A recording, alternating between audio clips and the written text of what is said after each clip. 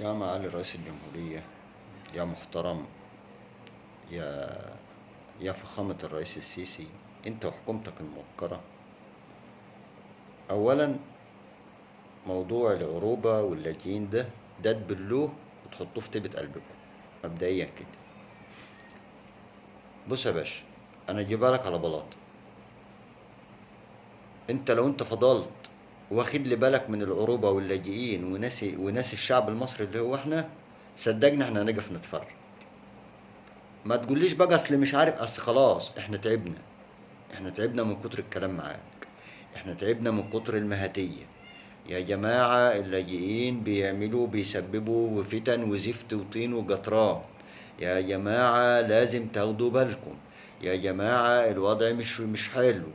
تعالى شوف لك عندك قافلة الصمود، كنت تعالى بص عليها.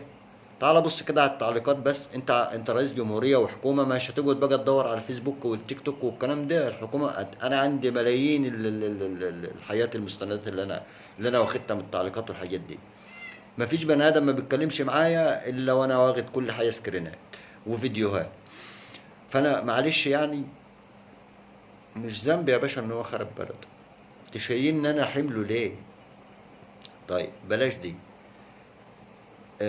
انت هتفضل منتمي للدول العربية وتحل لي مشاكلهم وسايبني؟ طب خلاص يا باشا، خلي الدول العربية تحارب عشان مصر. انا بقولها لك بكل اختصار، واخر مرة اتكلم معاك فيها اهو. احنا بندافع عن بلدنا، بندافع عن بلدنا، مش هنهرب من حرب. هنقابل الموت بوشنا، هنقابله بوشنا. مفيش ادنى مشكلة في الموضوع ده.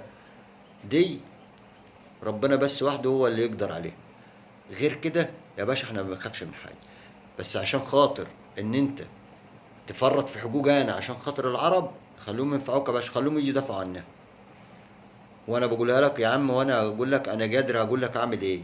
من الاخر عشان اجيب لك على بلاطه. انا مش هدافع عن دول انا مش مستفاد منها حاجه.